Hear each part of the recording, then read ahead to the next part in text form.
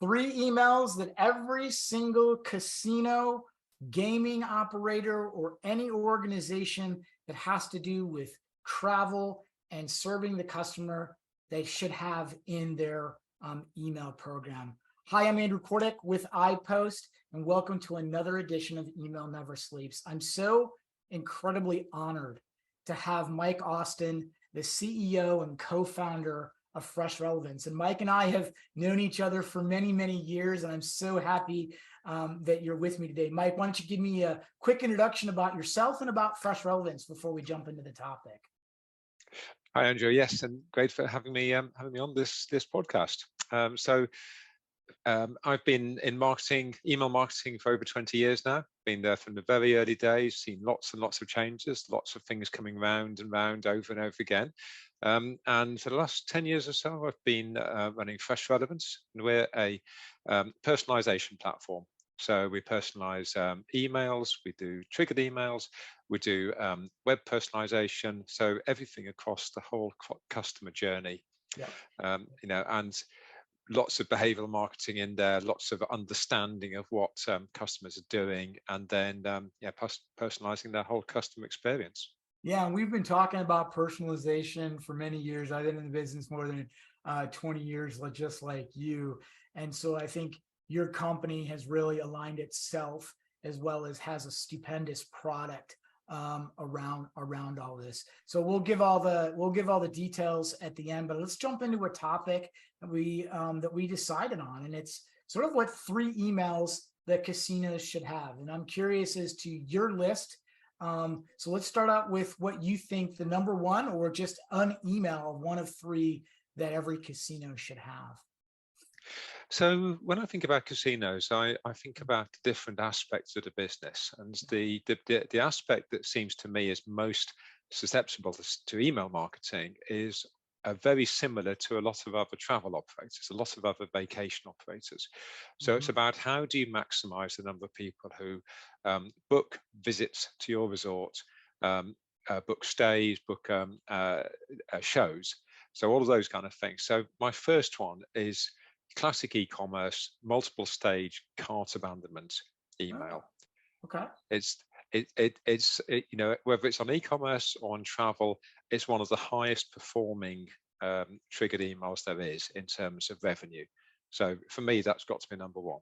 Absolutely. And it's funny, I'm interested to see now for the audience, we didn't exchange the 3 emails, so we might run into some overlap, but my number 1 email, and it has been for many other times, is the first email, the welcome email, but skew it a little bit differently, right? Because today's welcome emails contain a lot of information, and oftentimes really don't are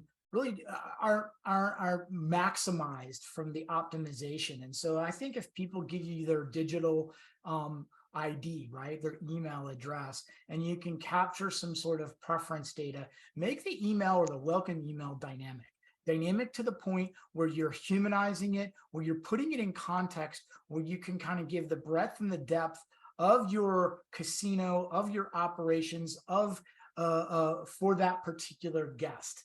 And what's really interesting is I've seen some phenomenal welcome emails in this industry.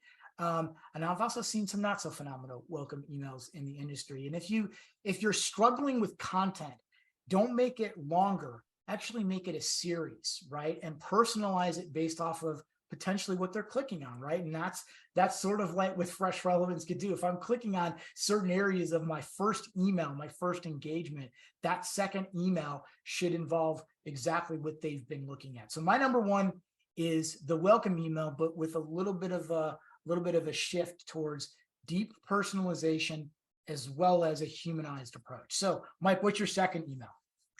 Yeah, and just to follow on from that, welcoming was fantastic. That upsell opportunity, it's one of the best opportunities you have. So I do like that one. But my second one is actually welcome home. No. So the other end of the journey. So it's that time. If you're doing, if people enjoyed the stay at the resort, get them to book again. Get them to book their next visit. Why not start engaging with that conversation? We know that a lot of people who go to casinos go regularly, whether that's quarterly or 6 monthly or yearly, but Mm. start to engage them on that. So show them similar venues, show them similar times of year, maybe filter based on the things that they've looked at. Do Mhm. that upsell thing. Pull out some of the shows that are on, maybe next in the next few months or next 6 months, depending Yeah. on a planning horizon. So it's all about that. You've already got a hot lead. You've got somebody who's been really excited about their stay. So get them to come again. Totally. No, that's a great point. And to kind of piggyback on that, I would probably say, we all know that people send marketing offers, whether they're offers for events or free stays or free play in the casino for the guests. My thinking is having a dynamic offers email. And so it's that traditional marketing email, but it's slanted or skewed towards using the data that you have on your guests, on your players, to customize an offer. And it's not that difficult, right? To have an offer matrix and say, well, Mike gets this offer, Andrew gets that offer, and Sally gets this other offer based off of a couple different criterias. That's personalization, not only for the marketing email, but then you're able to identify what offers perform best for every one of the segments, however you segment, right? And that's a whole separate conversation. So I would say the second email centers a lot around making sure that the offers are not stagnant or evergreen or the same for every player or for every guest that's out there. You have to have this angle where you treat people, the high value players, the people that you're considering VIPs, make sure they get the best offers, and also maybe tease other offers to lower tiered players. I don't mean that negatively, but to players that are not of the VIP status of other types of offers that they can. So it's a dynamically generated marketing email, because every single casino out there should have an offer matrix. So I'm curious, Mike, what's your third one? So far, we've not overlapped, so it's kind of Well, it's not totally surprising. My third one is quite similar to that, but it is actually preferred games. So looking at the data that you've got about what people are interested in, what they're engaging with beforehand, maybe you've got some offline data about what games people are playing as well. But even if you don't, then looking at the behavior, what they've browsed, what they've looked at, what tables they've booked. If they've booked poker tables, then you can get that.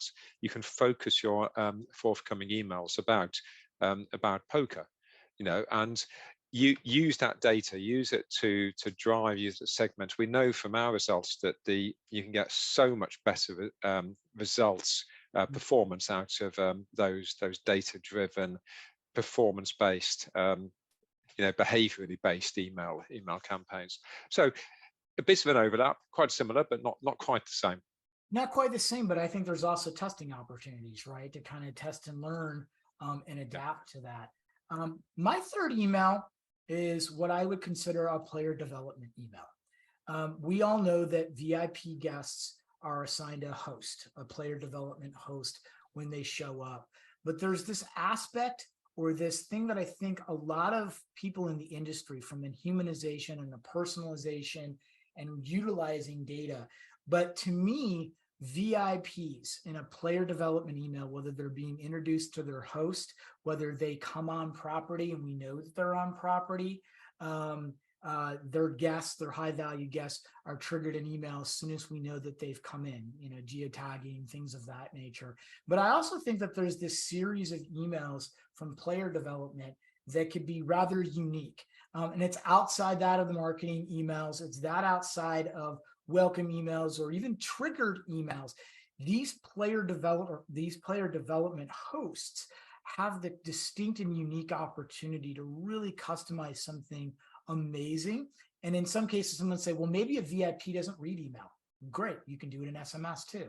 But there has to be an element where that VIP person looks beyond just who they're dealing with and looks at the entire experience that they have, especially if they come in and are truly the VIP and take advantages of all the wonderful offers. And again, that's all driven by data, right? And that's what systems can do today in order to create this humanized process. And I think one thing coming out of COVID that we all learned globally is that we want realism. We want human. We want to feel this connectedness to people and to organizations.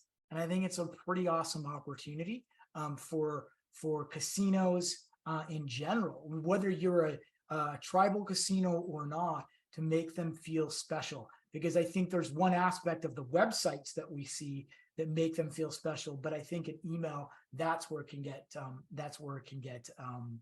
pretty interesting. So I'm gonna put you on the spot, Mike. Well, we got a couple minutes left, and then we'll kind of wrap up. Is there an email that you would not recommend for them to send? Oh, not send. Okay. Well, I think bulk emails. I think what you're fighting with here is attention. You know, particularly for the VIPs. You know, they're time poor, potentially cash rich. You know, they do not want their time wasted. So focus your campaigns on them, personalize them, segment them, keep the email frequency enough, but not excessive, and don't send them stuff that are not relevant with. I mean, if they've been clicking on poker, if they've told you they like poker, don't send them stuff about slots. You know, I mean, it's almost certainly wasting their time, their attention. That is going to turn them off. So, you know, keep it relevant.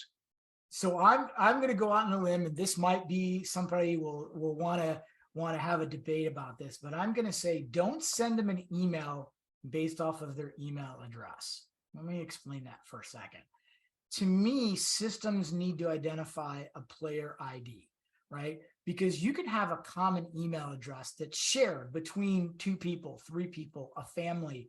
And if you're using an email address, you might, for that sort of differentiator, that unique identifier, I would only focus on sending emails to the player ID, because that's unique to that individual, and as opposed to just a common email address. So I know it sounds goofy for an email guy like me, and maybe even an email person like you, right? To say, don't send it to an email, send it to a player ID. But that's what I think differentiates the casino industry from many, many other industries, and that they have the ability to do that. So let's wrap it up real quick.